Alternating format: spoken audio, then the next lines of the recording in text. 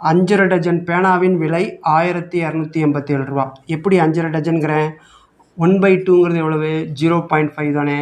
அப்போ இது 5, அரைனா 0.5 தானே. 5 + 0.5 5.5 அவ்வளோதான். டஜன்கள் பேனாவின் விலை 1007. 16 பேனாக்களின் விலை. இங்கே பேனாவை நம்பரில் கொடுத்துருக்கான், இங்கே டஜனில் கொடுத்துருக்கான். அப்போ இதையும் என்ன பண்ணணும்? நம்பராக மாற்றணும். ஃபஸ்ட்டு 5 டஜனுக்கு எத்தனை பேனா? ஒரு டஜனுக்கு 12 பேனா. 5 டஜனுக்கு எத்தனை பேனா? 60 பேனா. 12 அப்புறம் அரை டஜனுக்கு எவ்வளோ பேனா? 12ல் பாதி 6 6. அப்போ மொத்தம் எவ்வளவு? 66 பேனா.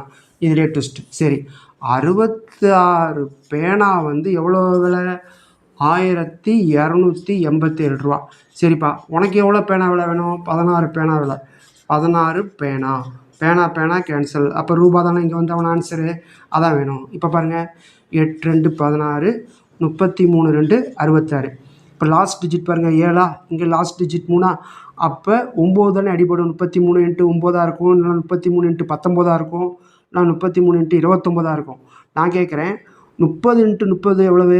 900. ஆனால் இங்கே என்ன வந்துருக்கு? 1000க்கு மேலே வந்திருக்கு. அப்போ கண்டிப்பாக என்னவாக இருக்கும்? 39 தான் இருக்க முடியும். அப்போ இதையும் அடிச்சிங்கன்னா 39. ஏன் அப்படி சொல்கிறேன்னா, ஆன்சர்லாம் ரவுண்டாக வந்திருக்கு, அதுக்காக. இப்போ 8 9 72 7 8, அப்போ என்ன வரும்? 312. அதனால் கரெக்டாக போடுங்க.